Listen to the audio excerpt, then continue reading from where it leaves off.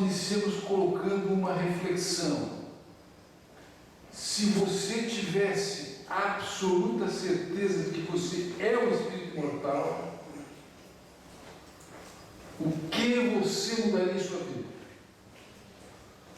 Se você saísse aqui da fraternidade hoje dizendo: agora eu entendi, eu tenho certeza, o que você mudaria em sua vida? Se você já tem essa certeza, eu sei que alguns irmãos que têm essa certeza, o que você pode retirar da sua vida, que é temporário, que é passageiro, que é perecível, para cuidar do que é definitivo?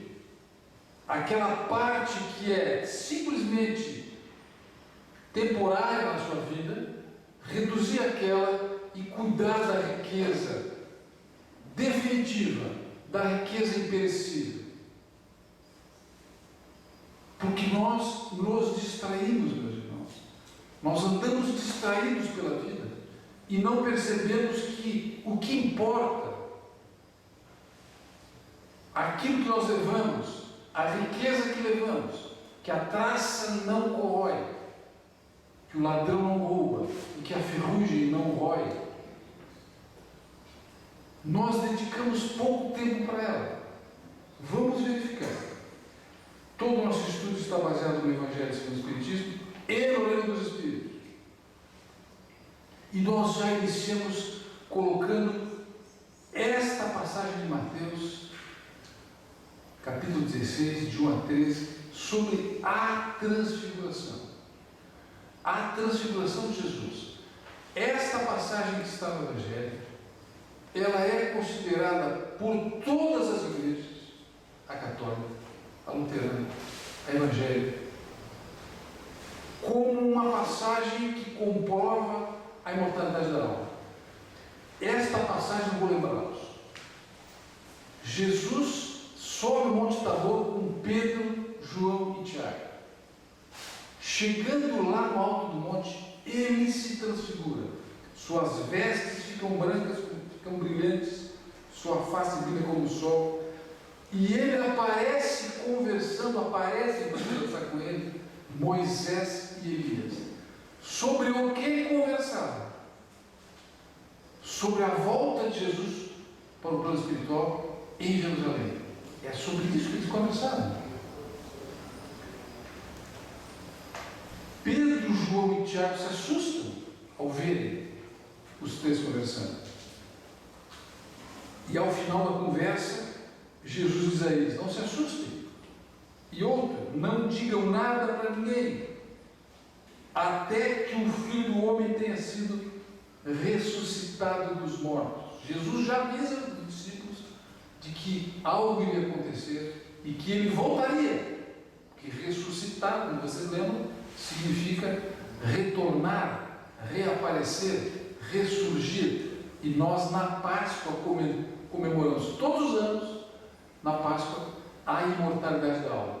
Só que a gente, distraidamente, nós estamos mais envolvidos com os chocolates, com o peixe de Sexta-feira Santa e com a churrascada de Sábado de Aleluia, e a gente pouco reflete sobre essas questões, meus irmãos. Então, a transfiguração é considerada uma das passagens do Evangelho que mostra a imortalidade da alma. Aqui nós temos, em Lucas, capítulo 20, de 27 a 40, nós temos uma história interessante. Os saduceus, que eram os doutores da lei na época de Jesus, junto com os fariseus, apresentam para Jesus a seguinte pergunta: Mestre, Moisés nos deixou por escrito que se o irmão de um homem morrer e deixar a sua esposa sem filhos, este irmão deverá casar-se com a viúva e ter filhos para seu irmão. Mas, mestre, eram 7 irmãos. O primeiro casou-se, morreu, não teve filhos. O segundo também casou-se com esta esposa viúva e também não teve filhos. E assim aconteceu com todos os 7 irmãos, conta o doutor da lei saduceu para Jesus. E a mulher também morre sem filhos. Neste caso, perguntou o saduceu para eles, na ressurreição, de quem ela será esposa? Já que os 7 casaram com ela e ninguém teve filhos. E Jesus responde dessa forma, meus irmãos. Nesta vida os homens e as mulheres se casam. Na vida da matéria, na vida material. Mas os que forem considerados dignos de tomar parte da vida futura e na ressurreição dos mortos, não se casarão mais, porque não podem mais morrer, porque são como os anjos. Lucas 34, 35 e 36. Está claro, meus irmãos? Fica a dúvida aqui sobre essa questão da continuidade da vida após a morte. Jesus fala de forma muito clara e continua dizendo em Lucas 20, 37, e que os mortos ressuscitam, já mostrou Moisés no relato da sarça, quando ao Senhor lhe chama Deus de Abraão, Deus de Isaac e Deus de Jacó. Ele não é Deus de mortos, mas de vivos, pois que para ele todos vivem. Então, meus irmãos, a missão de Jesus, quando veio para o plano espiritual, para o plano material, veio do plano espiritual para o plano da matéria, onde nós estamos agora, foi esclarecer o que nos aguarda quando este corpo perecível, quando este corpo temporário, quando este corpo biológico de ossos, músculos, perecer, o que nos espera. Isso ele veio fazer. E o que é que nós precisamos fazer para, quando chegarmos lá, chegar bem, chegar com crédito, chegar rico de virtudes? Mas a riqueza que vale lá, não a riqueza daqui. Então, meus irmãos, Paulo, este capítulo da carta de Paulo aos Coríntios é impressionante. Gostaria que vocês vissem o capítulo 15, guarda. Carta primeira de Paulo aos Coríntios, capítulo 15. Todo ele fala sobre a imortalidade da alma, dos corpos espirituais. Neste aqui, que é o item 54, ele diz o seguinte: e quando este corpo corruptível estiver revestido de incorruptibilidade, e o que é mortal se revestido da mortalidade, ou seja, eu descarto o corpo físico e fico só com o corpo imortal, o corpo espiritual. Então se cumprirá a palavra que está escrita: tragada foi a morte pela vitória. Esse capítulo 15 da carta de Paulo, ele é todo citando a imortalidade da alma. Depois nós temos a segunda carta de Paulo a Timóteo, que fala agora, no seu item de 1 a 10, agora pelo aparecimento do nosso Salvador Jesus Cristo, o qual não só destruiu a morte, como trouxe à luz a vida e a imortalidade, mediante o Evangelho. Então, observe, meus irmãos, Jesus trouxe à luz, iluminou, esclareceu sobre a vida e a imortalidade, e fez isso trazendo o Evangelho. Então, é no Evangelho que estão as coisas explicadas, nas parábolas, em muitos pontos dela, do Evangelho, mas nós não dedicamos o tempo necessário para ter essa certeza, porque, meus irmãos, o Evangelho é a luz imperecível, são palavras para a imortalidade que lá estão escritas, aguardando o nosso exame cuidadoso. Então, viver a imortalidade, meus queridos irmãos, é praticar o que o Evangelho nos recomenda. Praticar o Evangelho. Isto é viver a imortalidade. Vejam só, capa do Livro dos Espíritos. Quando eu abro a capa do Livro dos Espíritos, está escrito exatamente isso aí. O Livro dos Espíritos contém os princípios da doutrina espírita sobre a imortalidade da alma, a natureza dos espíritos e suas relações com os homens, as leis morais, a vida presente, a vida futura e o futuro, o porvir da humanidade.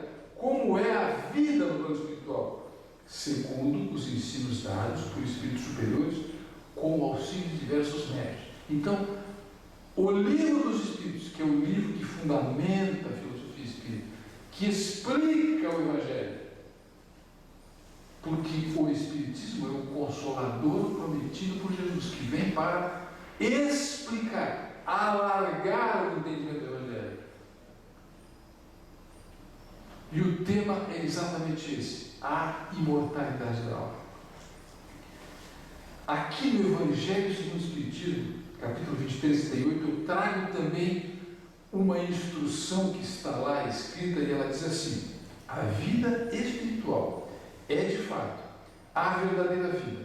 É a vida do Espírito, sua existência terrena é apenas transitória e passageira, espécie de morte. A vida no plano físico é uma espécie de morte, se a compararmos ao esplendor e à atividade da vida espiritual. Vejam que passagem interessante. Eu sempre me lembro, quando eu leio esse pedacinho do Evangelho, da parábola da festa de núpcias, que Jesus diz que o reino dos céus é como uma festa de casamento. Que a gente sabe que é uma baita de uma festa.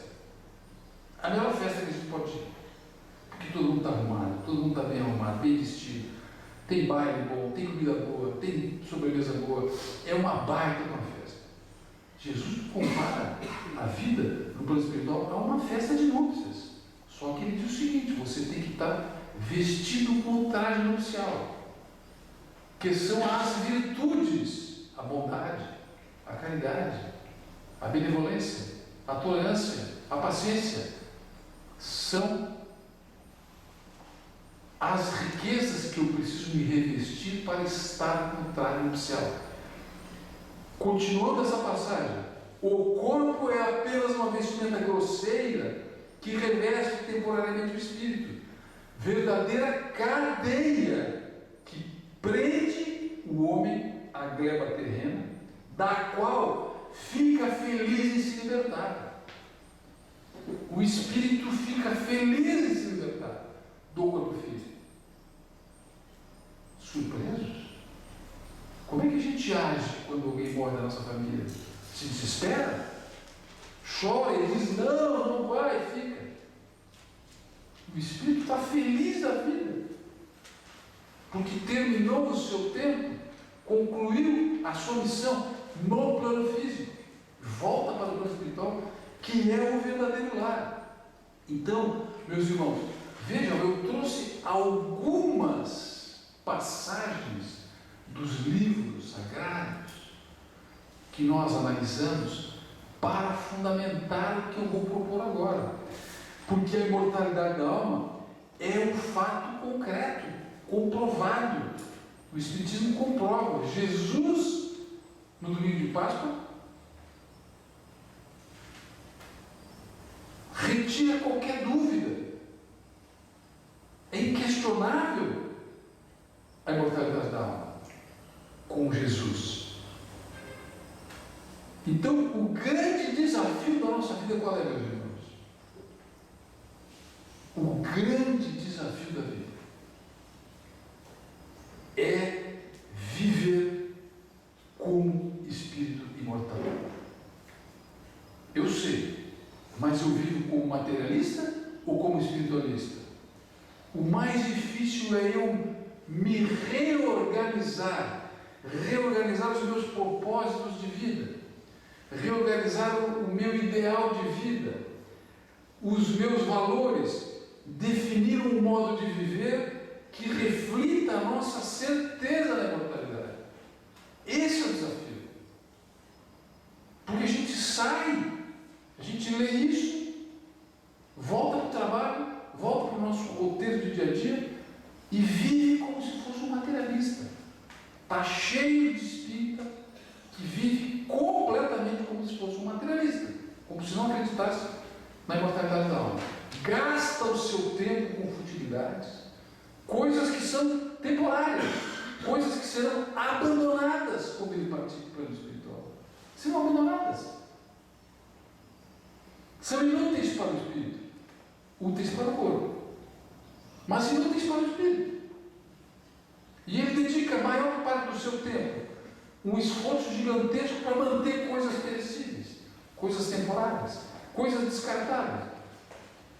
E isso, meus irmãos, vai requerer de nós levantar o olhar, olhar para o outro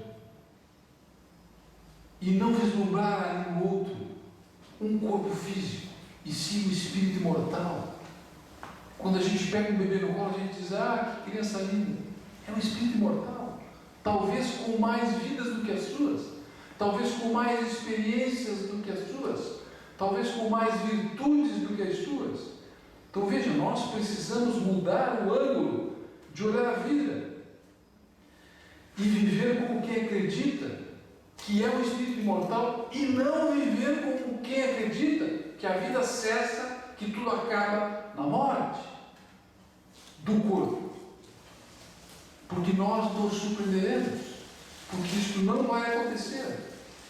Então, precisamos nos recompor, precisamos nos restaurar. Isto é no interior, recuperar. Porque, meus irmãos, esta é a principal edificação da nossa vida. Não importa o que você está fazendo agora, as instituições que você dirige, os negócios com os quais você está envolvido, não importa a grandiosidade das operações que você realiza, tudo será abandonado no momento do desencarne. E nós levaremos apenas, então, somente as riquezas imperecíveis, as virtudes. Quando chegares lá, o teu advogado vai te perguntar: quantas lágrimas enxugastes? Quantos miseráveis ajudastes? Quantos doentes visitastes? Esta é a obra. A construção é interior. O que importa é a essência que fica, não tudo que é temporário que eu tenho. Então, faça um balanço da sua vida, meu irmão. Pense agora. Porque o Mestre disse: vim para que tenhamos vida e vida em abundância. Vim para que tenhamos vida e vida em abundância. Mas nós estamos vivendo com abundância? Ou estamos vivendo como cadáveres ambulantes? Como estamos vivendo? Olhando a vida como espírito imortal, temos que olhar para dentro de nós e pensar: o que eu tenho de provisório? Quais são as minhas atividades que são provisórias, que são temporárias, que são perecíveis, cujos resultados eu terei que abandonar ao final da minha vida? Quais são as atividades que são definitivas? Quais são os bens que eu tenho que são imperecíveis? O que eu tenho de imortal dentro de mim? Quais são os interesses que eu tenho de imortalidade? Quais são os interesses que eu tenho dentro do meu coração que são absolutamente perecíveis, descartáveis? Porque serão descartados. Todos os cargos serão descartados. Todos os títulos de família serão descartados. A profissão que você tem será descartada. O dinheiro que você tem no banco vai ficar. Seu carro, sua casa, sua família, seus filhos. A gente vai embora sozinho. Todos ficam. Você recomeça. O que então eu vou guardar e o que eu vou eliminar? Pense agora, meu irmão. Pense agora. 3 defeitos que você tem. 3 defeitos. 2. 3 é muito. 2. Pense em 2 defeitos que você tem. Vou fazer uma pergunta. Quanto tempo vai durar esse defeito em você? Quanto tempo vai durar esse defeito? Para sempre? Não. Não vai durar para sempre. Porque todas as deficiências morais são provisórias, são temporárias. Nós nascemos para a pureza espiritual. Nós nascemos para o amor, nós nascemos para a sabedoria, para a perfeição. Tudo mais passará. Tudo passará. Tudo que nós temos passará, esta entidade passará. Tudo passará, meus irmãos. A nossa vida é muito curta. O planeta existe há 5 bilhões de anos. O planeta Terra existe há 5 bilhões de anos. Qual é a sua idade? 30, 40, 50 anos? 60 anos? Não é nada. Isso não é nada diante da vida no mundo espiritual, que é o nosso verdadeiro lar. É o nosso verdadeiro lar. Então, a vida que você vive hoje está mais baseada naquela parte temporária em você ou na parte que é eterna?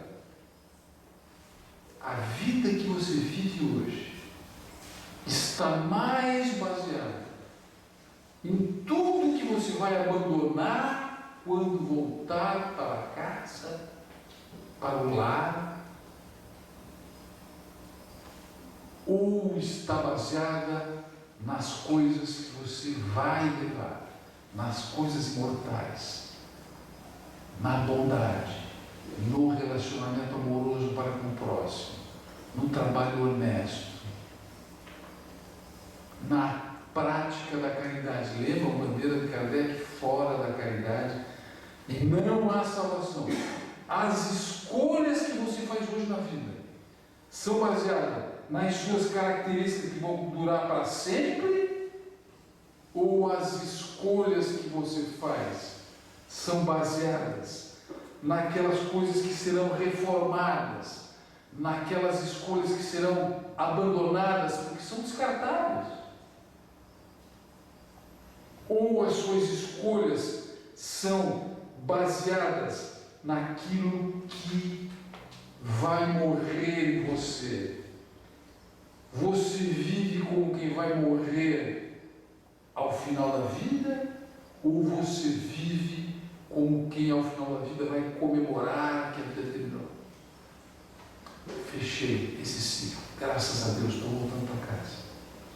Como é que você se comporta? Qual é o seu modo de viver? Como é que você vive?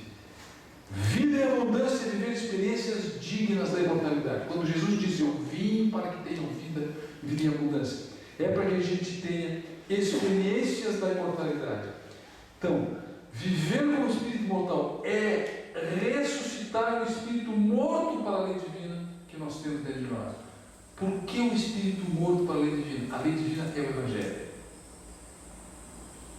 Jesus trouxe para nós a lei divina, ou seja, como eu devo me comportar para ser feliz, para ter saúde,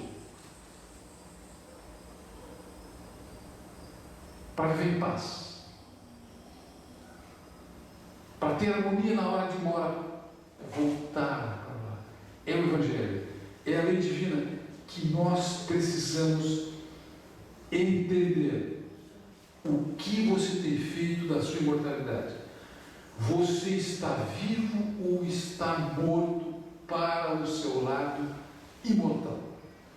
Eu vou pedir ajuda aqui para o Chico Xavier, esse livro Passos da Vida. Ele tem lá uma lição que se chama Pontos Mortos, e ele diz assim, se a presença de alguém te constrange a sofrer penosa infusão de mágoa,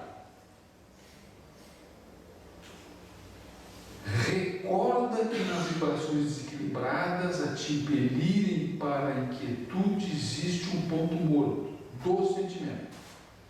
reclamando de boa vontade para que se extinga a perigosa existência. Ponto morto no coração, mágoa, ressentimento, inimizade, relações humanas de convivência.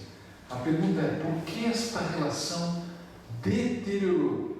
Em algum momento esta relação deixou de ser uma vida em abundância, deixou de ser uma experiência digna da imortalidade e passou a ser um conjunto de equívocos que deverá ser refeito. Porque o mestre disse que nós não entraremos no reino dos céus enquanto devermos um único centavo, ou seja, enquanto não nos reconciliarmos com todos.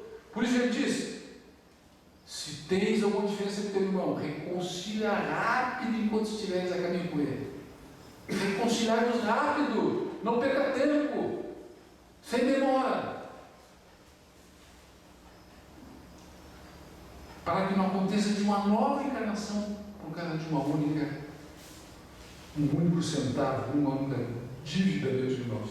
Se a ofensa recebida foi impensadamente guardada por ti, nas entranhas da alma, obrigando-te a lembranças afetivas, não esqueças que aí fizeste um ponto morto, exigindo-te reajuste. Quantos pontos mortos nós temos no nosso coração?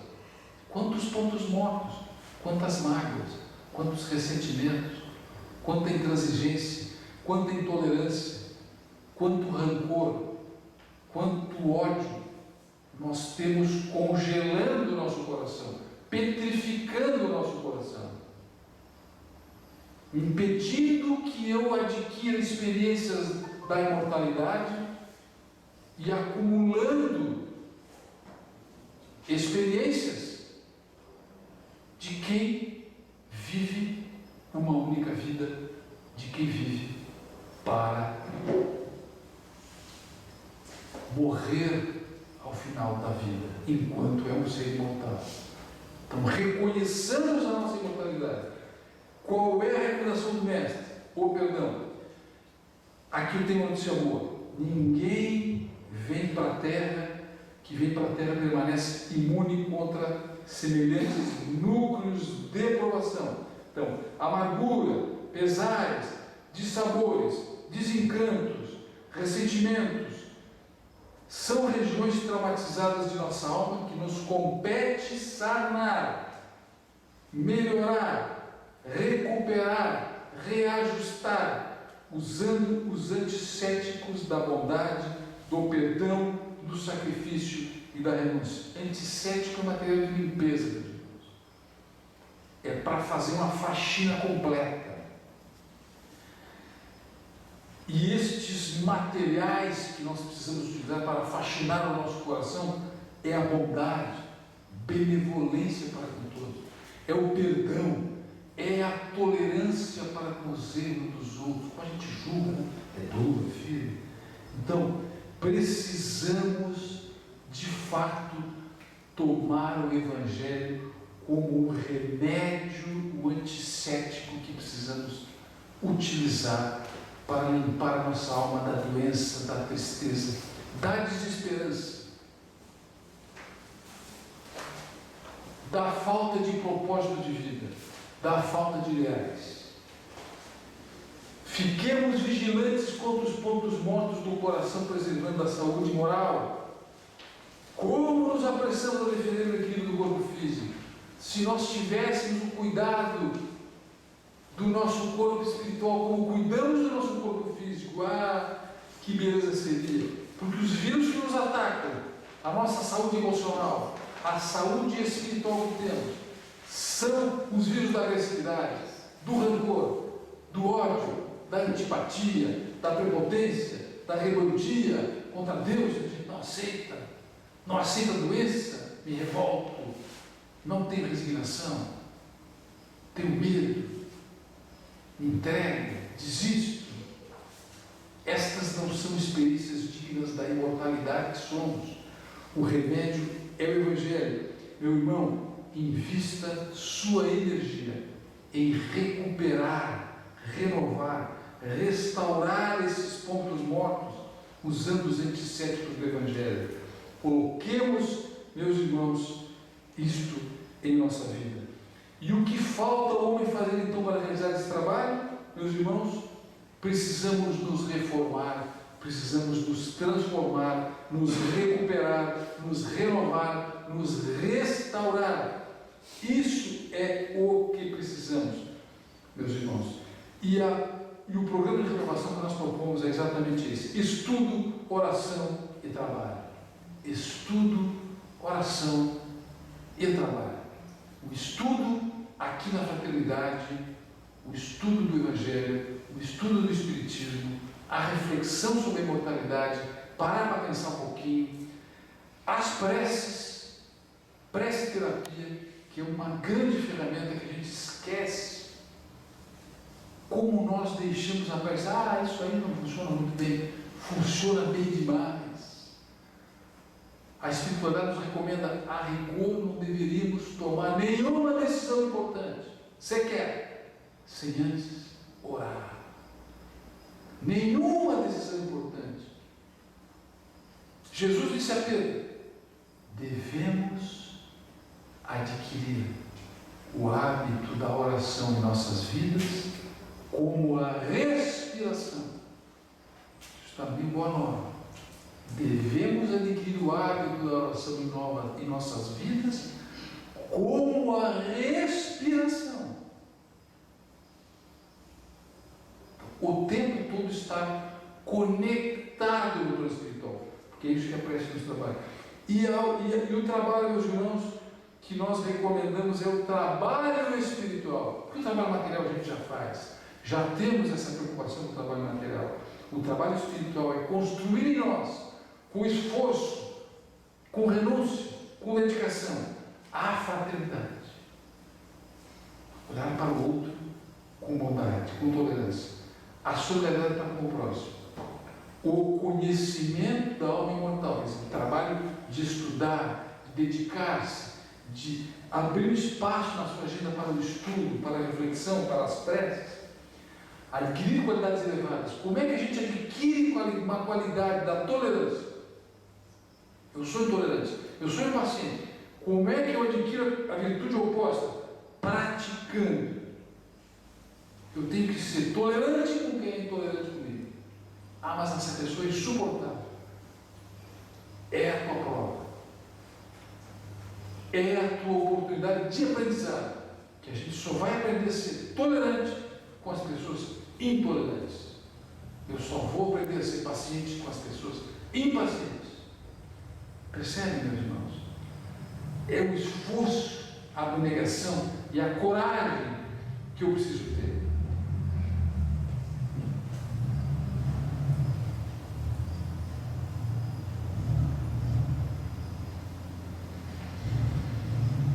Eu não sou o que me aconteceu. O passado passou. Eu posso construir um novo futuro para mim. Eu sou o que eu escolho me tornar. Então, investir a sua energia em recuperar, renovar, restaurar, reparar relacionamentos. Construir em nós a cultura da bondade. Construir em nós o hábito da leitura edificante do Evangelho, do estudo, meus irmãos. É o que nós precisamos. Aqui um alento eu trago, meus irmãos, para vocês. Eu me apaixonei por esse escritor aí, Humberto de Campos. Ele tem vários livros com Chico Xavier. Esta frase está lá no capítulo 8 do livro Crônica do Além Túmulo. Vejam que esperança que ele nos dá. Não há maior prazer que recordar, na paz aqui, as nossas dores da terra. Isso me deixou esperançoso. Não há maior prazer que recordar. Ele está no plano espiritual. Escreveu para o Chico Xavier. Na paz daqui, as nossas dores na terra. Eu fiquei pensando, ele está rindo da gente. Está rindo, dando risada. Olha lá. O cara estão se batendo. Quando eles chegarem aqui, eles vão ver. A verdade se descortinará. Pensem, meus irmãos. E eu fecho então, meus queridos irmãos,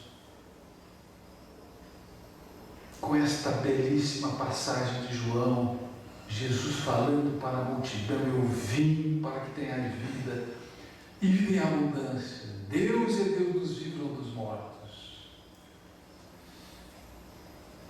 Exercitemos a nossa imortalidade. Abramos um espaço, meus irmãos. Retiremos um pouco da nossa vida coisas que serão perecíveis, para que a gente possa de fato viver com plenitude a nossa imortalidade. Assim seja.